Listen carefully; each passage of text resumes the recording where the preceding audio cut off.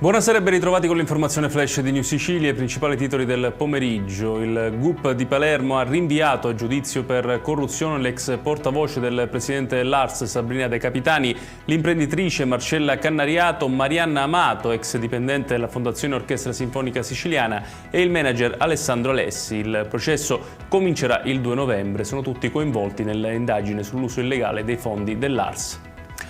Nasce ufficialmente proprio all'Assemblea regionale siciliana il gruppo controcorrente Ismaela Lavardera presidente. Ne fanno parte lo stesso Lavardera, Alessandro De Leo, Carlo Gilistro e José Marano. Quest'ultima è stata scelta come capogruppo, De Leo sarà vicepresidente e Gilistro segretario.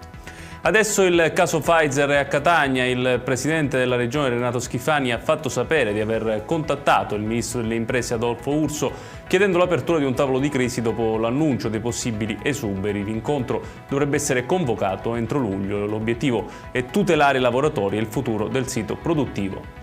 Ora il calcio. Fortunato Varrà è ufficialmente il nuovo direttore sportivo del Catania Football Club. Il dirigente, già presente in città da alcune settimane, ha sottoscritto un accordo con la società rossazzurra fino al 30 giugno 2028. E chiudiamo con il meteo. Nella giornata di domani sole e caldo su gran parte della Sicilia, ma nel pomeriggio sono attesi rovesci e temporali, in particolare sull'Appennino e nei settori settentrionali. La Protezione Civile ha diramato allerta gialla per forti piogge su gran parte dell'isola.